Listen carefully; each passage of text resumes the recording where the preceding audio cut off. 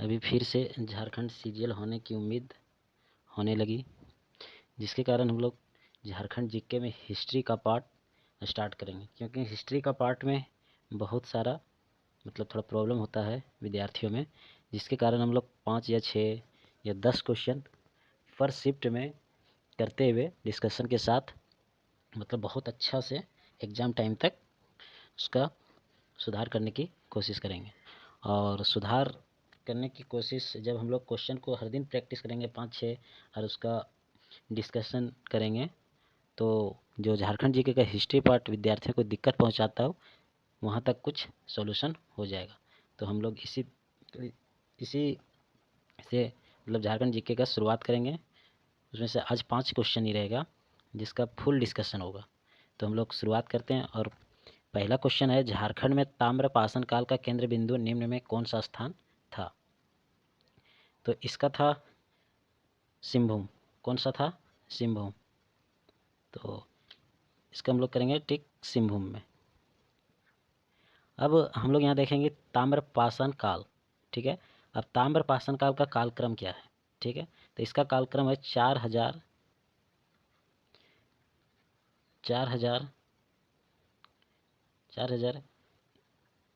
ईसा पूर्व से 1000 ईसा पूर्व तक, ठीक है। अब ताम्रपाषाण काल में एक और इम्पोर्टेंट बात थी कि मानव द्वारा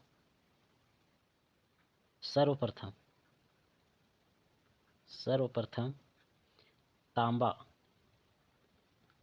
धातु का प्रयोग हुआ। अब इसमें से एक और बात है कि जो हजारीबाग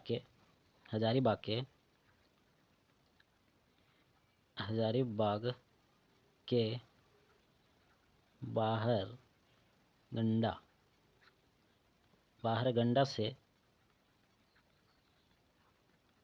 तांबे की 49 खानों का अवशेष प्राप्त हुआ था। 49 खानों के अवशेष प्राप्त हुआ था। अब इसी तरह हम लोग अगला देखेंगे कि मध्य पाषाण काल का कालक्रम क्या है। मध्य पाषाण काल का कालक्रम, तो इसका है 25 लाख ईसा पूर्व से 10,000 ईसा पूर्व तक। और इसमें से एक इम्पोर्टेंट हुआ था कि इम्पोर्टेंट था कि इसमें पशुपालन की शुरुआत हुई थी। मध्य पाषाण काल में ही पशुपालन की शुरुआत हुआ था। अब एक और चलेंगे नवपाषाण काल।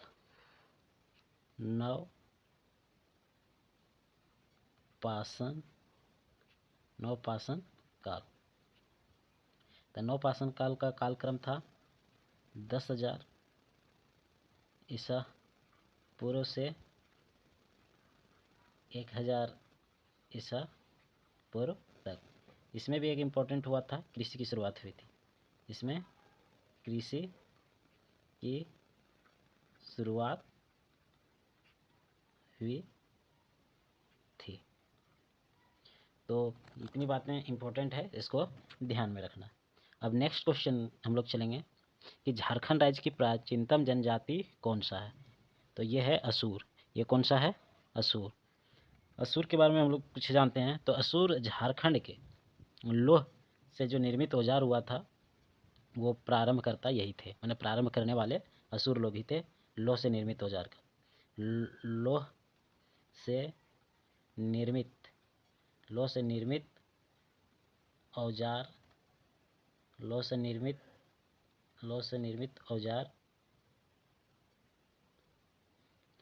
से निर्मित औजार औजार का निर्माण किया। ठीक है। इसी तरह असुर लोग कांस्य युगीन औजारों का भी शुरुआत किया था।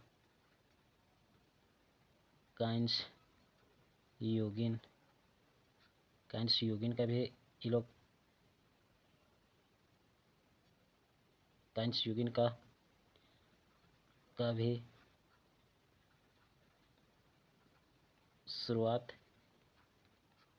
किया था। अब इसी तरह ब्रिजिया ये भी लोह से निर्मित औजारों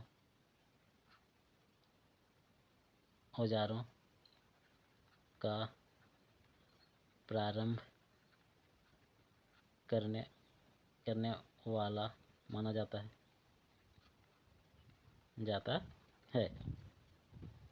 ये भी कांस्य युगीन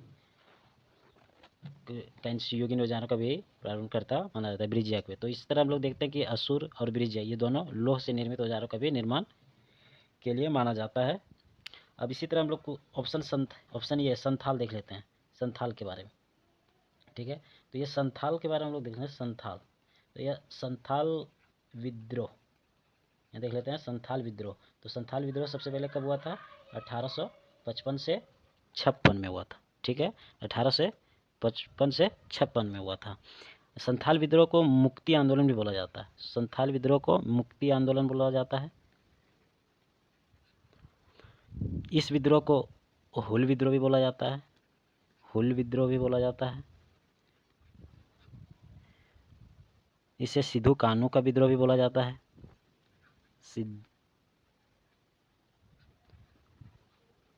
कान्हू का विद्रोह भी बोला जाता है। अच्छा, संथाल विद्रोह को प्रारंभ करने वाला कौन कौन था?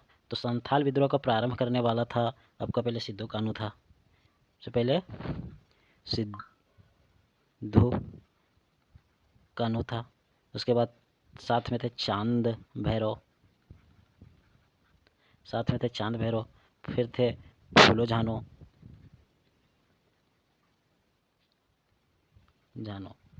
और ये लोग आपस में भाई बहन थे। अब इस संथाल विद्रोह में एक इम्पोर्टेंट बातें और है कि जो कार्ल मार्क्स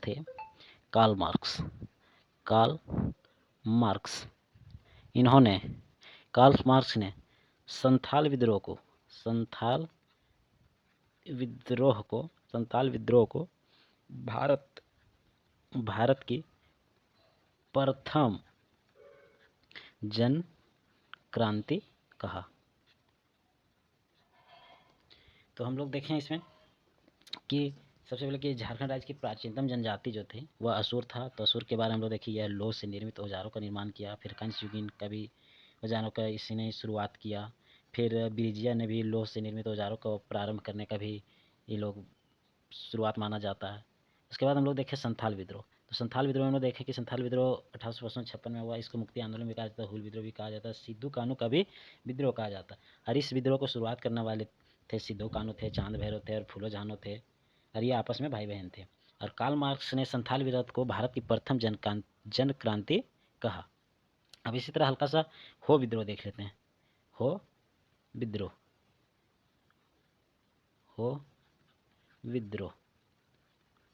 तो हो विद्रोह सबसे पहले हुआ था कब? तो हो विद्रोह हुआ था आपका 1820 से 21। ठीक है। यह विद्रोह पोरहट के राजा के विरुद्ध लड़ा गया था। यह विद्रोह पोरहट के राजा के विरुद्ध लड़ा गया था। और इसका परिणाम यह हुआ कि अंग्रेजों ने हो जनजाति को पराजित कर दिया। तो यहाँ इतनी बातें इससे इम्पोर्टेंट थी। अब हम लोग चलते हैं नेक्स्ट क्वेश्चन में। अब नेक्स्ट क्वेश्चन था, प्रथम नागवंशी राजा कौन थे? तो प्रथम नागवंशी राजा थे फनी मुकुट राय। कौन थे? फनी मुकुट राय थे। कौन थे? फनी मुकुट राय। अब हम लोग कहते हैं कि जो नागवंशी राजवंश के संस्थापक थे वह थे फनी मुकुट राय। कौन थे? फनी मुकुट राय। और नागवंश और नागवंश और नागवंश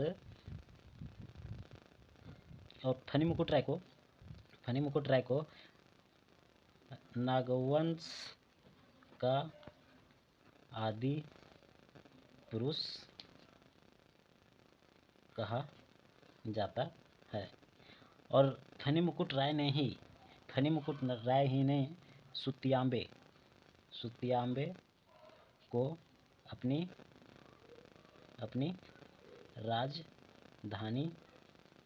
राजधानी बनाया। और सुतियांबे में वहाँ पर एक सूर्य का मंदिर भी बनाया। ठीक है। और फनी मुकुट राय ने ही सबसे पहले अपने शासनकाल में बाहरी लोगों को झारखंड आने का आमंत्रित किया, उन्हें बुलाया। तो यहाँ इतने इम्पोर्टेंट थे इससे। अब हम लोग चलते हैं नेक्स्ट क्वेश्चन। इस्लाम खान ने राजमहल से अपनी राजधानी को कहाँ स्थानांतरित कर दिया था? तो यह किया था ढाका में। कहाँ किया था? ढाका में। ठीक है। तो सबसे पहले इस्लाम खान कौन थे? यह इस्लाम खान मुगल सेनापति थे। कौन थे? मुगल सेनापति। कौन थे? मुगल सेनापति जो बंगाल के सूबेदार थे। अब इस्लाम खान ने 1610 ईस्वी में 1610 ईस्वी में बंगाल की राजधानी को राजमहल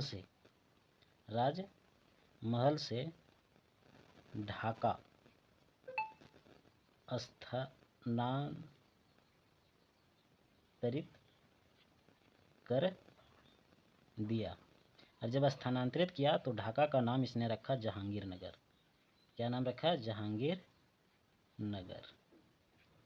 तो इसमें ये इम्पोर्टेंट बातें थी कि इस्लाम खान मुगल के सेनापति थे जो बंगाल के सूबेदार भी थे। और 1610 ईस्वी में बंगाल की राजधानी को राजमहल से ढाका स्थानांतरित कर दिया।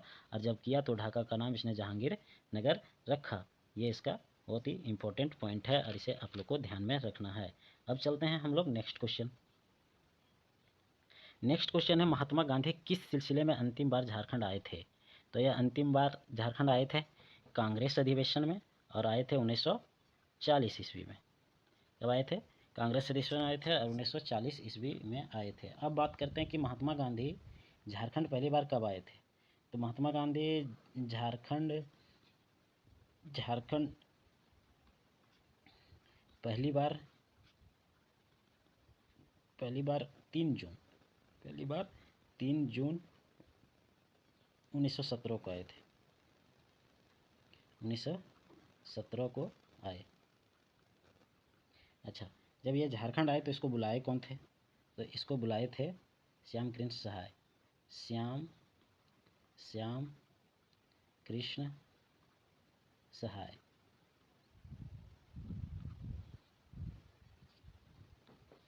और जब श्याम कृष्ण जी ने उसको बुलाए थे तो अब गांधी जी के साथ में कौन आए थे?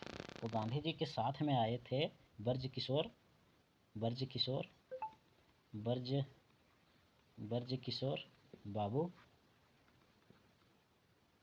बाबू गांधी जी के साथ में आए थे।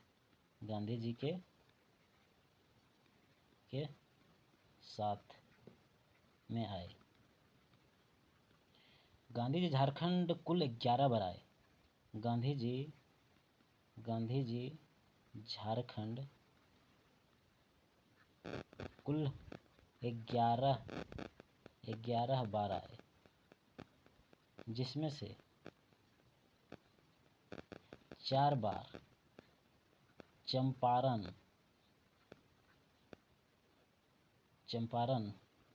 सत्याग्रह के संबंध में आए थे। आए थे। अब हम लोग बात करते हैं कि महात्मा गांधी का जन्म, महात्मा गांधी जन्म 2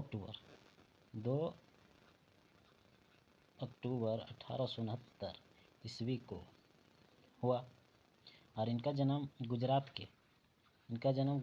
के पोरबंदर नामक स्थान पर हुआ।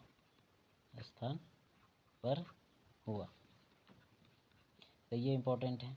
अब हम लोग बात कर लेते हैं गांधी जी की शिक्षा कहाँ हुई थी। तो गांधी जी की प्रारंभिक शिक्षा जो हुई थी, प्रारंभिक शिक्षा जो हुई थी वह राजकोट में हुई थी। कहाँ हुई थी? राजकोट में हुई थी। अब गांधी जी के बारे में बात करते हैं कि 24 वर्ष की उम्र में, कितनी उम्र में? 24 वर्ष की उम्र में गांधी जी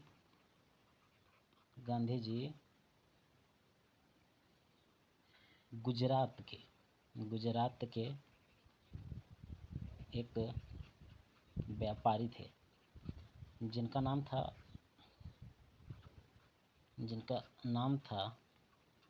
अब्दुल्ला। इन्हीं के मुकदमा के लिए गांधी जी दक्षिण अफ्रीका के डरबन गए थे। ठीक है। अब लगभग गांधी जी अफ्रीका में 21 वर्ष रहे। और वह जनवरी 1915 को भारत लौट आए। अब जब लौट आए, गांधी जी ने 1917 से 1918 तक 3 संघर्ष किए भारत में। 3 संघर्ष किए। वो संघर्ष था चंपारण आंदोलन जो बिहार का था, दूसरा था अहमदाबाद जो गुजरात का, और तीसरा भी था खेड़ा जो गुजरात में था। अब इसमें ध्यान देने वाली बात यह है कि जो चंपारण आंदोलन था वो, और खेड़ा आंदोलन ये किसान आंदोलन था, और जो अहमदाबाद गुजरात वाला था वह औद्योगिक मजदूरों के लिए आंदोलन था। अब गांधी जी के बारे में एक विशेष बातें और जान लेते हैं कि गांधी जी ने द्वितीय गोलमेज सम्मेलन में भाग लिया था, और जो इसमें सम्मेलन होने के लिए गांधी जी SS राजपुताना नामक जलपोत से लंदन पहुंचे थे और लंदन के किंग्सले हॉल में रुके थे। ये बहुत इंपॉर्टेंट बात है कि गांधी जी जब द्वितीय गोलमेज सम्मेलन लंदन गए थे, भाग लेने गए थे, तो SS राजपुताना नामक जलपोत से गए थे, और जब वहाँ जाने के बाद वो जो ठहरे हुए थे जगह पे जहाँ रुके हुए थे वह किंग्सले हॉल में रुके थे। तो ये इतनी इम्पोर्टेंट बातें थी और आप लोग को ये पसंद आया होगा। इसी तरह मतलब झारखंड जीके को सुधारने के लिए, मतलब झारखंड जीके में जो हिस्ट्री का पार्ट होता है वो थोड़ा सा मतलब लेंदी कह सकते हैं, उस टाइप है। तो इसको थोड़ी थोड़ी क्वेश्चन करके हम लोग धीरे धीरे से हर सब्जेक्ट इसका ऑप्शन वाई करके, इसका डिस्कशन करके, इसका मतलब हम लोग सुधार सकते हैं। तो आज का वीडियो यहीं समाप्त करते हैं। जय हिंद।